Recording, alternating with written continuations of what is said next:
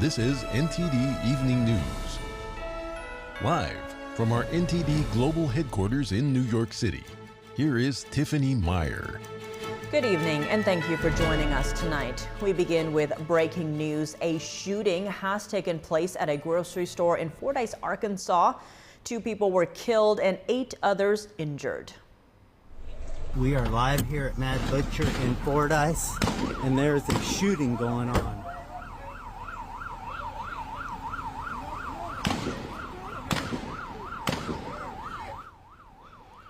Police said the shooting took place at around 11:30 a.m. local time. 1 officer was wounded with non-life-threatening injuries, but the suspect was critically injured and is now in custody.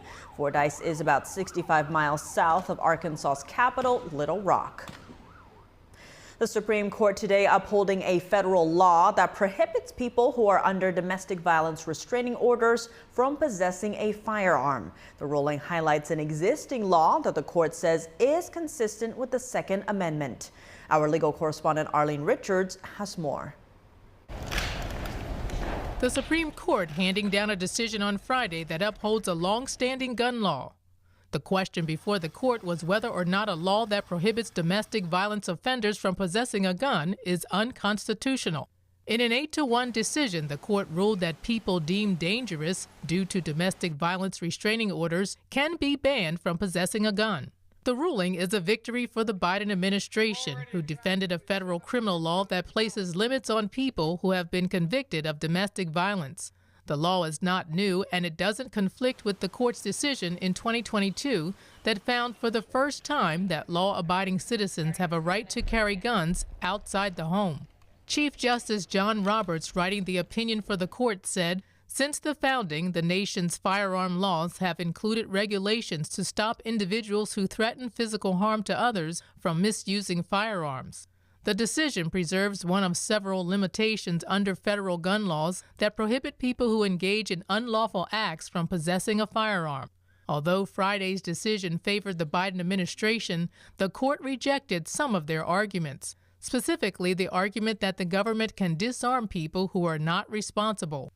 The court wrote, "Responsible is a vague term. It is unclear what such a rule would entail, nor does such a line derive from our case law." Justice Clarence Thomas, the only dissenting justice, took issue with the question before the court, arguing that the case was not just about disarming dangerous people, but more about the government disarming anyone under a restraining order. Thomas wrote in his dissenting opinion, "The court and government do not point to a single historical law revoking a citizen's Second Amendment right based on possible interpersonal violence."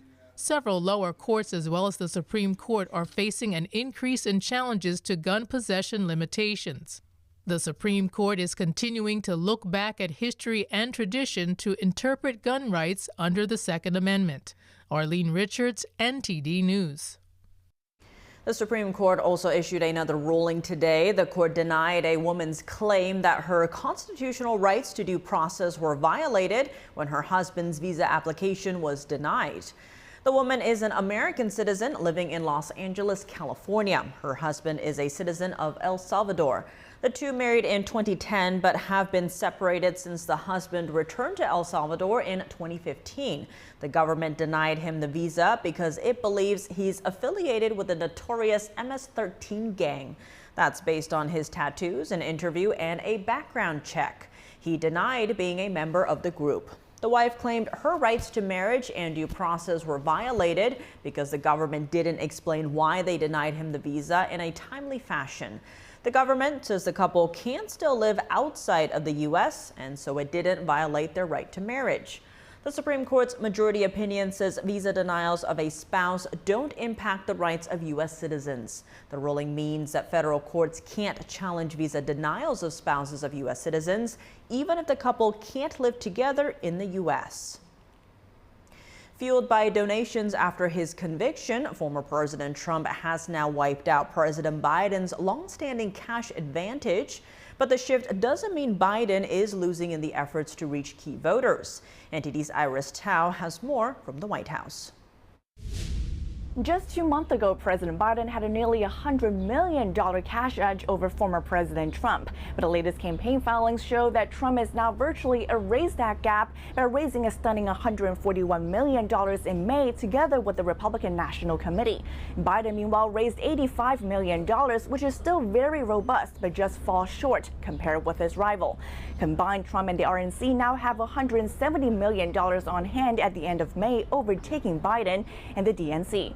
The shift is fueled by Trump's historic conviction in New York. Trump's campaign says 1/4 of May's donors were new, and Trump said this last week. And since the rigged trial in New York, my numbers have increased substantially, and fundraising, by the way, is, I believe, the highest numbers in the history of politics, just like these crowds.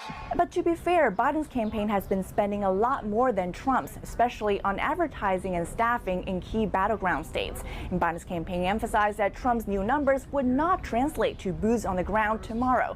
Instead, Biden's campaign says it has used its early cash lead to target voters in key battleground states, and Trump would not be able to catch up. Still, Trump is leading in swing states, though new polls this week show Biden gaining ground with independent voters. And those are exactly whom Biden's campaign is trying to break through to with his massive ad bites, as these voters might not have made up their minds or just haven't tuned in much until now. Joe Biden's been working, lowering health care costs and making big corporations pay their fair share. And we'll see this increasingly heated cash race play out next week on the day of the debate.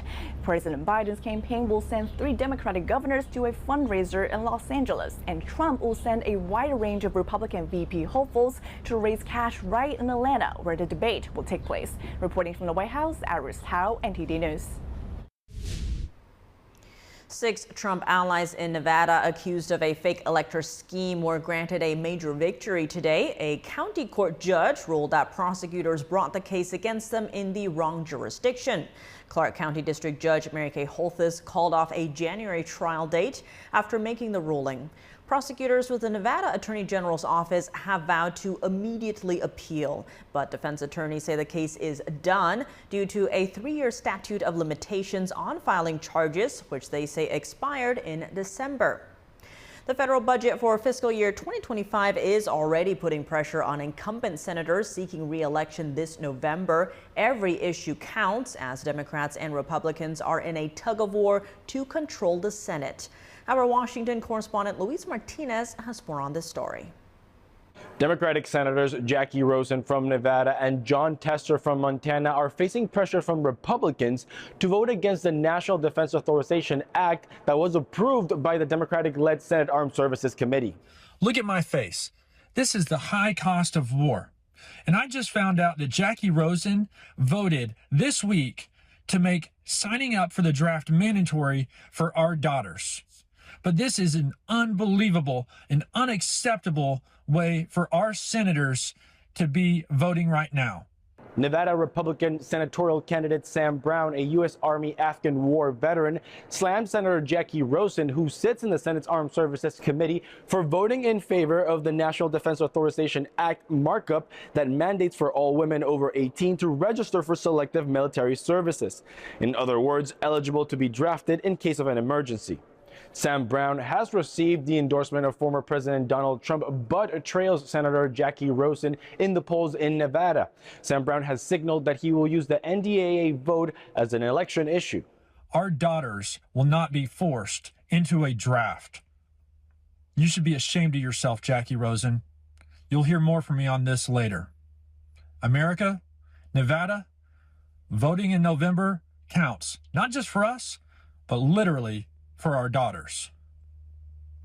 Senate Armed Services Committee Chairman Senator Jack Reed has defended that provision, arguing that the U.S. will need every able-bodied citizen in the case of an emergency. Senate Majority Leader Senator Chuck Schumer has not weighed in on the matter, and Senate Minority Leader Mitch McConnell has urged Schumer to put the NDAA on the Senate floor for a vote. Reporting from Washington, D.C., Luis Eduardo Martinez, NTD News. A woman reunites with one of her dogs after escaping the New Mexico wildfires. The fires continue to burn parts of New Mexico and the West. Here are the details. Courtney Bell is one of thousands who fled their homes in Ruidoso, New Mexico. She has 4 pit bulls, but had to leave Capone behind. All you're thinking is, I just left my dog, like a dog that I love. Like, he's 8 years old, and we've had him so long since he was young, and he's part of our family. As the South Fork fire approached her home, she went with her daughter and 4 dogs in her 4-door Honda. But Capone was anxious, causing her other dogs to get tense. To protect her daughter and the rest of the dogs, she left Capone behind. I did the best I could in making sure I gave him every opportunity for rescue or escape by leaving him in the backyard. And I left my hose on with the sprayer, and I had a sogged down huge area rug that I put on the back steps of my porch. And there was a crate in the backyard, and all I could do was pray that, number one, he wouldn't be affected, and that perhaps somebody could help us. And help did arrive. After making a Facebook post about Capone, a couple called her saying they found her dog. Belle is no stranger to evacuations, as she survived a fire in Colorado previously. They're just animals to love and to love you back, and if you're having a bad day, they're there, and they're not going to sass you or, nag at you for being late. They're just happy to see you. Belle's home was spared from the active wildfires that have yet to be contained. In the meantime, she has found calm and safety at the Eastern New Mexico Fairgrounds shelter. On Friday, the village of Ruidoso, New Mexico said power outages and flooding remain significant concerns for the region. Fire activity has lessened due to high humidity and rain, helping firefighters battle the South Fork and salt fires burning in the state. California also battling fires.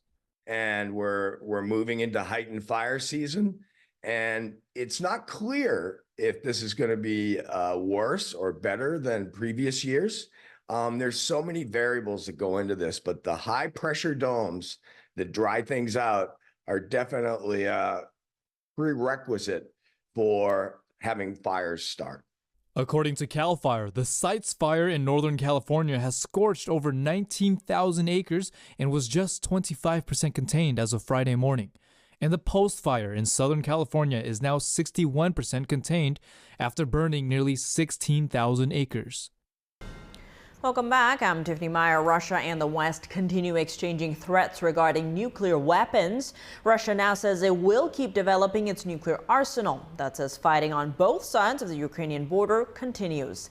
NTD's international correspondent Ariane Postar has the war update. Just on Monday, NATO reportedly talked about deploying more nuclear weapons. The idea is to take them out of storage and place them on standby. Now on Friday, Russian President Vladimir Putin said this. Watch. We plan to further develop the nuclear triad as a guarantee of strategic deterrence and to preserve the balance of power in the world. Russia has the biggest nuclear arsenal around the globe. And Putin also said he will supply his army fighting in Ukraine with the latest weaponry and drones. Ukraine, meanwhile, is ramping up its attacks on Russia's energy sector. Recent drone attacks caused fires at depots in Russian regions close to Ukraine. And Russia is now inventing new methods to shield itself against such drone attacks. Ukrainian forces captured a vehicle which they call the barn tank. It was built from an old tank, modified to have a boxy metal shell with electronic warfare devices as its only defense. Its gun is too old and rusty to function. They didn't work hard on it. They hastily put it on and sent the tank to the front line. Ukraine's forces say the tank was used to transport food, ammunition and troops amid the threat of drone attacks. Over at the Kremlin, meanwhile, a spokesperson said on Friday that Russia is ready for dialogue with the US. That's if sensitive topics related to various issues are being included. Related to the direct involvement of the USA in this conflict, and more. Overall, this dialogue is very much required. It is needed because problems are piling up. And Putin warned South Korea against sending weapons to Ukraine. I hope it doesn't happen. If it happens, then we will be making relevant decisions that are unlikely to please the current leadership of South Korea. Seoul is considering sending weapons to Ukraine after Russia signed a new defense pact with North Korea earlier this week. And lastly, for the first time since the conflict started, Japan is now imposing sanctions on China-based companies for supporting Russia. The sanctions forbid Japanese businesses from exporting to the targeted companies. Arian Pastar, NTD News. A University of Pennsylvania student from Ukraine gets an unwelcome surprise after starting a YouTube channel. Her image was used with AI to create alter egos on Chinese social media to spread Chinese regime propaganda. Around 1 month after I started my YouTube channel, I started receiving messages from people saying that they see me online speaking Mandarin and they think it's not me and someone is stealing my identity. Ukrainian student Olga Loyek was looking to create an audience on the internet. But not like this. The 21-year-old says her image has been taken and spun through artificial intelligence to create alter egos on Chinese social media platforms. This is just one of Loyek's digital doppelgangers, who appears to be a Russian woman called Natasha. She's fluent in Chinese and wants to thank China for its support of Russia. I saw that this is literally like my face speaking Mandarin, and on the background I'm seeing Kremlin and Moscow, and I'm like talking about things like how great Russia and China are, and I'm also like, my clone is advertising different Russian products. The fake accounts with Loyek's image have hundreds of thousands of followers in China, far more than Loyek herself. They've also sold tens of thousands of dollars in products. Some of the posts even include a disclaimer saying they may have been created using AI. Loyek's face is representative of an increasing number of young Russian women on Chinese social networks. The catch? None of these doppelgangers actually exist. Experts say they are AI-generated, using clips of real women found online, often without their knowledge. The avatars, like Loyek's, express their love of China and say they want to support Russia at war by selling products from their homeland. China and Russia are good neighbors. China-Russia friendship lasts forever. And then she proceeds to advertise her Russian candies, and you can actually go here and you can buy the candies that she's advertising. Experts say the videos using the fake avatars often pitch products to single Chinese men. If the clone is portrayed as a Russian woman, she would talk about things like, I really want to find a Chinese husband, and I really want to go to China and live there for the rest of my life and have a family there because like this country is so great. So a lot of propagandist motives I was seeing there. Jim Chai is the CEO of XMOV, a company that develops advanced AI technology, but not involved in Loyek's predicament. He says the technology that creates such deepfakes is very common in China. For example, to produce my own 2D digital human, I just need to shoot a 30-minute video of myself, and then after finishing that, I rework the video. Of course, it looks very real, and of course, if you change the language, the only thing you have to adjust is the lip sync. Actually, the only technology used here in AIGC is lip sync. Loyek's story sheds light on the risks of the potentially illegal or unethical applications of artificial intelligence. The use of deepfake technology has intensified concerns about how AI could add to misinformation, fake news, and copyright issues. In January, China issued draft guidelines for standardizing the AI industry, proposing to form more than 50 national and industry-wide standards for AI by 2026. On Artificial Intelligence Act. In Europe, the European Union's new AI Act imposes strict transparency obligations on high-risk AI systems. Still, many governments around the world are scrambling to catch up with the pace of AI applications, and some, like Loyek, remain caught up in the middle. I really do not like the fact that anyone can use anyone else's face to make them say anything you want. And I really don't like that my face can be posed as someone completely different, as someone who would never say these, like I am not the person who would say these things in my life, and I don't want anyone to believe that I would. Amid deepfakes and other concerns, the U.S. is cracking down on investing in AI technology in China. Today, the Biden administration proposed guidelines to regulate certain American investments in high-tech innovations that may harm U.S. national security. The proposed rules ban AI transactions for certain end users and mandate notification of transactions related to other AI technology. It also includes systems that use a certain threshold of computing power to design, along with investments in semiconductor technology. The rules are part of President Biden's executive order that stops American investment and intellectual property from assisting the Chinese in developing its own military systems. Canada is considering tariffs on Chinese-made electric vehicles, and Japan imposes trade restrictions on China-based companies for supporting Russia's war in Ukraine. Here is NTD's Don Ma with today's Business Matters. Now, Canada is weighing possible new tariffs on Chinese-made electric vehicles, and this is according to Bloomberg, citing people familiar with the matter. So the Canadian government is likely to announce public consultations on tariffs targeting Chinese EV exports to Canada soon, according to unnamed officials involved in the discussions. So a spokesperson for Finance Minister of Canada said that it is actively considering next steps to counter Chinese oversupply. This is a similar move done by the US and the EU on Chinese EVs. So Chinese electric vehicle imports to Canada soared to $1.6 billion last year. Meanwhile, Japan is imposing trade restrictions on China-based companies, and this move is aimed at individuals and groups supporting Russia's war on Ukraine. And this is according to Japan's foreign ministry on Friday. It marks the first time Japan has imposed sanctions on China-based firms in connection with the war in Ukraine, according to the ministry.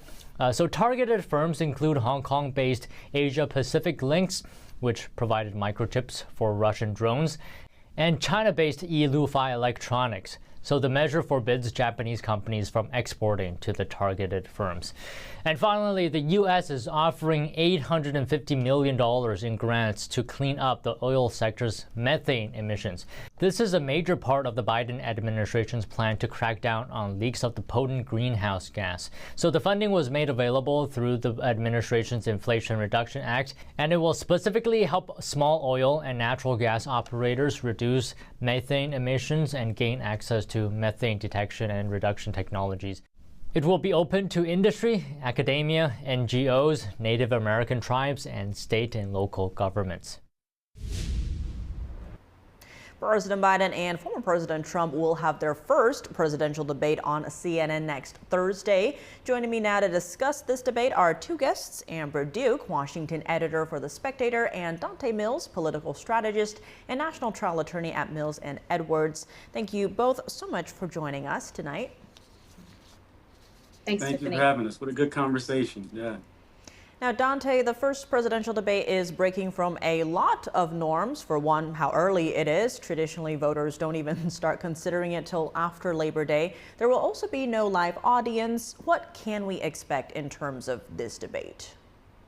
Yes, this debate is a little bit different than your standard debate. One, we talk about the timing. It is early, but I do think that both candidates want to get out and start to control their own narrative sooner than later, especially with former President Trump coming off of those convictions. He wants to get out front and kind of change the conversation away from his felony convictions to whatever talking points he's going to put forward.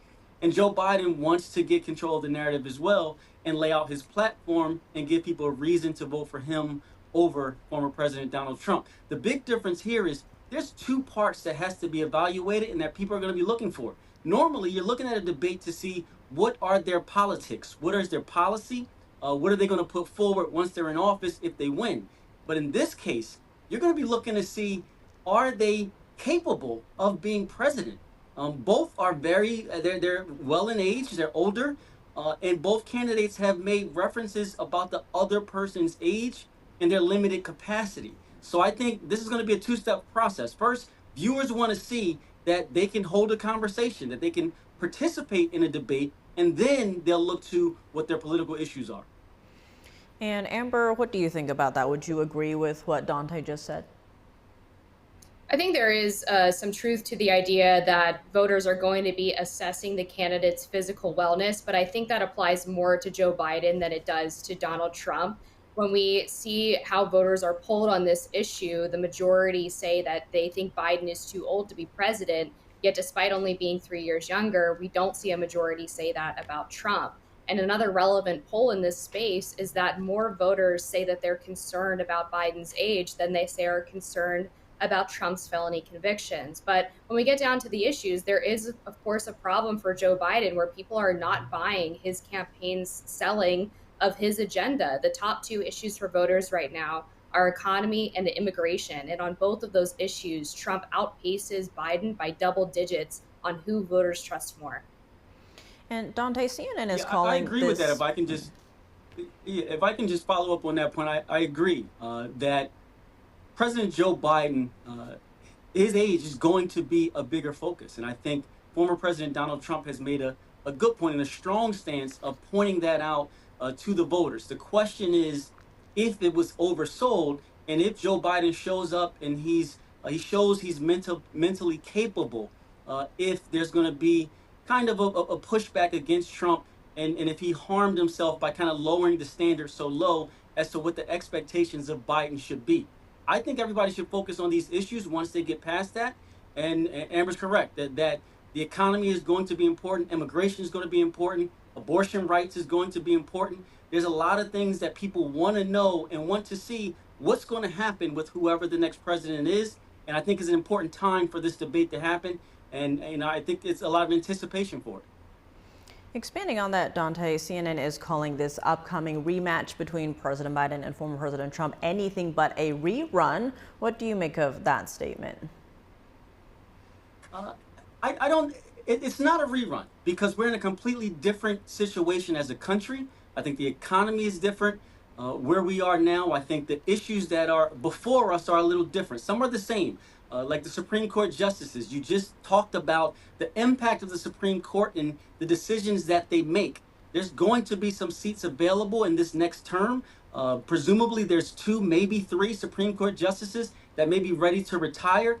And Trump had the ability, former President Trump, to appoint Supreme Court justices that have made impact on the way this country is moving. So some of the situations are similar, some of the issues, but there are stark differences as to where this country is and what needs to happen next for this country to continue moving in the right direction. On that note, Amber, polls are still mostly tied between the two. Who do you think has more to lose in this debate? They both actually have a fair amount to lose. I think, as Dante pointed out, if Biden is able to get through the debate, that will, run counter to the idea that he's not mentally capable of being president. But if Biden does have one of his moments, I guess you could say, then that's going to be a serious problem for voters who are already concerned about his age. But I also don't want to give too much importance to that issue in terms of how voters are evaluating it during the debate, because we had a similar setup ahead of the State of the Union address this year, and Biden was able to get through it fairly well. He had a couple of missteps, but then you had a series of videos come out over the past couple of weeks that really reinforced the idea that voters were right to be concerned about Biden's mental fitness. And I think the White House and the campaign did an awful job of trying to spin those by coming up with this term cheap fakes, which implied that these videos were digitally altered or manipulated in some way when they really weren't. And I think that gives voters the impression that they are really desperate to turn the conversation away from something that is very real to them. And Dante, I'll let you respond to that, but also same question, who has more to lose in this debate?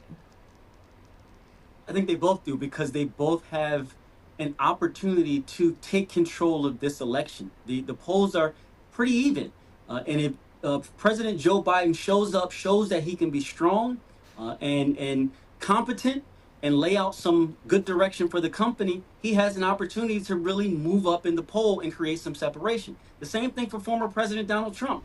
If he can show that he can keep his demeanor together and simply focus on the issues and the things that's wrong with this country that he plans to change, he can then separate himself from from President Joe Biden. So I think they both can lose in not creating separation where they need to. One question that I would ask, and I know that Jake Tapper from CNN is going to be one of the moderators, I would be curious to know in this particular debate, if they ask, what happens if you can't fulfill the term? That's a question that I would want both candidates to answer because I think that's a legitimate concern for a lot of voters. What if one of these presidents who are older, they both have some health issues and some other related issues, what happens if they can't fulfill the term? I think that would make a difference to voters and kind of put them at ease if it was even considered and there's a good plan laid out by either candidate. Given that, Amber, what do you see as their strategies going into the debate? Some have noted that having the microphones turned off could actually help Trump. What's your take on that? Yeah, it's an interesting point. Look, I think back in the 2020 debates, the first debate, a lot of people viewed Trump as being too overly aggressive. And in the second debate, they had a similar policy where the microphones were turned off to reduce crosstalk. And many people viewed that as a more successful debate performance for the former president. So I don't think that it's necessarily a huge advantage for Biden to have the microphones turned off. The suggestion has been that Trump has been kind of good at taking pot shots, at getting little jabs in, like he did during the Republican presidential primary back in the 2016 election. And then, of course, in the presidential debates against Hillary Clinton. But if he does that too much, it does turn voters off a little bit. And I do think it's wise at this point for him with the convictions, although that doesn't seem to be a big motivator for or against him from voters. It would be a good time, I think, for him to demonstrate that sort of presidential posture that he's obviously capable of, but doesn't always demonstrate on the debate stage. And Amber is right. Just to follow up on that quickly, if you look at the polling, the watchers or the viewers of these debates, they don't like when candidates talk over each other. There's really no benefit for either side to do that. So I think the microphones being turned off, I think it helps both candidates because they both like to take little shots at each other during the process of the debate. And the people watching, they don't like that. It turns them off. They simply want to hear the issues laid out and then move on to the next question or a response. But they don't like when candidates talk over each other and kind of make those little sly remarks. Well, fascinating conversation, Amber Duke and Dante Mills. Thank you both so much for joining us. Thank you. Thank you. To hear more from Dante and other guests, join Steve Lance and myself for analysis of the first presidential debate. Watch the first half of The Nation Decides at 8:30 p.m. Eastern on July 27th and our second half after the debate at 11 p.m. Eastern. Hearings in the Florida case against former President Trump are underway. A three-day hearing that began today is on a new motion by Trump's team that's expected to further delay the case. This case is about the classified documents Trump took with him after leaving office. Trump's lawyers argue that Special Counsel Jack Smith's appointment was illegal because Attorney General Merrick Garland appointed him while he was working as a private citizen. Today, Trump's attorney claimed Smith is working without any oversight, and the DOJ could potentially create a shadow government by appointing special counsels. The DOJ pushed back on this claim, saying there's past legal precedent for Smith's appointment. This is the first of several motions that Judge Eileen Cannon, appointed by Trump in 2020, will consider. The trial was supposed to start last month, but has now been delayed indefinitely.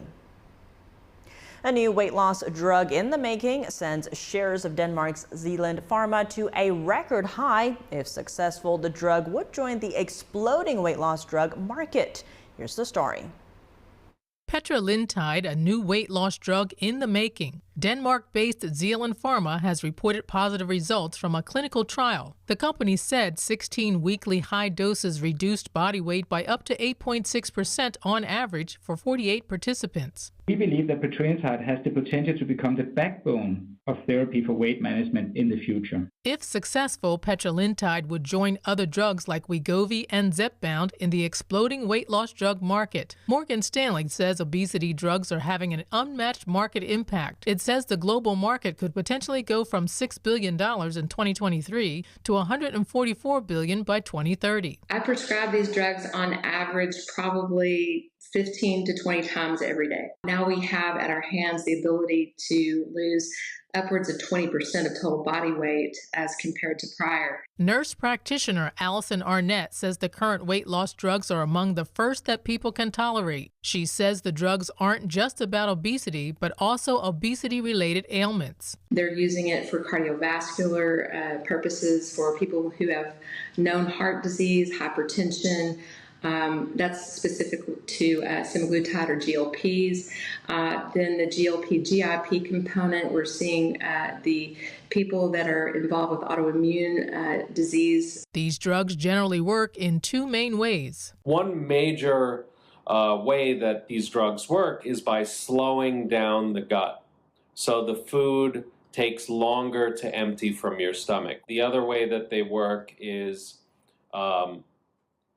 in dealing with the metabolic syndrome, decreasing the patient's hunger. Bariatric surgeon Nick Saker prescribes Ozempic and Wegovy. He says taking them is only one part of weight loss, not a cure-all. But he says he generally sees good results. Others aren't as positive about weight loss drugs. We don't know the long-term side effects, and we also don't even know the long-term mental health side effects. Therapist Rachel Goldberg says some patients report they don't enjoy eating food anymore. She says 10, 20, 30 years down the line, we have no idea what other effects there'll be. Welcome back. I'm Tiffany Meyer. The library that holds the world's largest Shakespeare collection reopens just down the block from Capitol Hill. NTD's Sam Wong has more on the newly renovated Folger Shakespeare Library. On Friday, DC's Folger Shakespeare Library celebrated its grand reopening after years of renovation. Lighting up the Folger Theater, a funky brass band kicked off the morning with a touch of Herbie Hancock and a classic Stevie Wonder tune. With 82 copies of First Folios printed in 1623, the library is home to the world's largest collection of Shakespeare materials. I think thousands of DC residents will come and enjoy the collections here, but thousands of visitors from around the world we know will come. It's fitting of a global city like ours. For the longest time, those precious relics were locked away in a vault, which only a few scholars could access. But after 4 years of remodeling both inside and out, the Folger Library is now taking on a new look, from marble columns and wood paneling to a public gallery that showcases artifacts from across the collection. We want to put a lot more of the collection out where people can see it, where people can interact with it, where people can have a good time fooling around with Shakespeare's language. We wanted to provide a lot of different ways that people could experience this collection. Founded by oil magnate Henry Folger and his wife Emily, the library contains some of the most sought-after books in the history of publishing. Cracking the code of Shakespeare's literature might be difficult for a layperson, but the nonprofit is seeking to create an exhibit for everyone, including the non-Shakespeare fans. This was a place where we can go from idea to embodiment, so from going and looking at all the art, the time period, the things that cultivated and developed him, to how we can play with it ourselves. It's kind of a full experience to unravel, but then also reconnect us. Within walking distance of the U.S. Capitol, the exhibit is located right next to the Library of Congress. We now have a cultural corner right on the other side of the mall, and we hope that more people will visit both institutions. To be or not to be is a monologue that's been pondered by scholars and intellectuals alike. But organizers told visitors to cast away any difficult notions they may have about Shakespeare and just enjoy what the exhibit has to offer. Reporting from Washington, D.C., Sam Wong, NTD News. And now for your sports news, we're joined by NTD's Dave Martin. Dave, a lot of soccer going on right now with the Euro 2024 in action and the Copa America starting last night. Now, Argentina is considered by most to be the favorites for this event. What about Team USA? Well, I mean, they're not the favorites. That's based on a number of things. Probably most recently, it was their 5-1 loss to Colombia last week. Now, I'll grant it was just a friendly, which means they might not have been trying their hardest, but you could really say that for Colombia, too, and they still won 5-1. And Colombia failed to qualify for the last World Cup, so it wasn't a great look for the U.S. But looking at this event, there's 16 teams playing. You could say Colombia is one of 4 that are stronger than the U.S., along with Brazil, Uruguay, Argentina.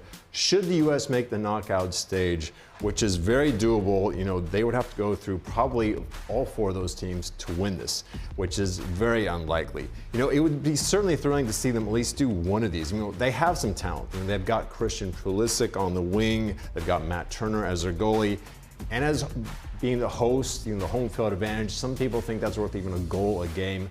So at least it's possible. Now, their first game is going to be Sunday against Bolivia. This will be in the group stage. Looking at UFC news, Conor Mcgregor revealed today that he suffered a broken toe while training that prevented him from fighting the UFC 303. Has there been a makeup date announced? Not yet. Now, they replaced that scheduled fight with Michael Chandler already, but I would guess that Chandler is going to wait and to still be ready for a rematch, though he hasn't confirmed. Now, for McGregor, he posted on social media about his broken toe, saying, quote, "We had a lapse in concentration, engaged in a training session without wearing full protective gear. I hit the toe off the elbow and broke the toe clean. It needs a few weeks, and that's it." Now, McGregor hasn't fought since 2021 when he broke his leg against Dustin Poirier, but he's still the league's biggest star and clearly the biggest draw. I'm sure as soon as he's ready, they'd love to get him back. Meanwhile, UFC 303 is going to go on. That's a week from Saturday night. They've got 13 matches planned. Moving to Olympic news, Team USA has announced they will bring their own air conditioners to the Paris Games despite organizers' attempts to cut emissions there. Did they give a reason why? Well, they said in talking with their athletes, this was a high priority for them. This is U.S. Olympics CEO Sarah Hirshland. Now, the Paris Olympics plans to keep the rooms cool was to have cooling pipes underneath the floors and fans in the rooms in the Olympic Village. Now, Team USA won't be the only ones bringing their own AC units. The Washington Post reported that Germany, Australia, Italy, Canada, and Britain are also bringing their own units. But this is in Europe. You know, according to International Energy Agency, fewer than 1 in 10 households in Europe have air conditioning, and it's even lower in Paris. Meanwhile, only China has more air conditioning units than the U.S. does. Now, the Olympics will start on July 26, and they're going to run through August 11. Shifting gears to hockey, Game 6 of the Stanley Cup Final is tonight, with Florida's lead having been cut to 3-2. What does Florida need to do to stop the Oilers' momentum? Well, it really starts with stopping Conor McDavid. I mean, he's the best player in the game, and he is really playing well right now. He's got 4 points in each of his last 2 games. That's a Stanley Cup Final record. I didn't think Florida played poorly in Game 5, which was a thrilling game. I mean, McDavid just made some incredible plays there in the second quarter, despite really being hounded the entire game. And that play at the end where Florida's Matthew Tkachuk making an incredible save out of his own goalie at the end, only to see McDavid get the rebound and score. I mean, that play will probably live in infamy. Now, Florida's goalie Sergei Bobrovsky had the Oilers frustrated really in games 1 and 2. They only got 1 total goal then, but the lid has definitely come off ever since. I think the Oilers win tonight to force a Game 7 in what's become a very entertaining series. Well, Dave, as always, thanks for joining us. Well, thank you, Tiff. And that's all for today's news. For around-the-clock coverage, visit us at ntd.com or download our NTD app. Thanks for tuning in. I'm Tiffany Meyer. Good night.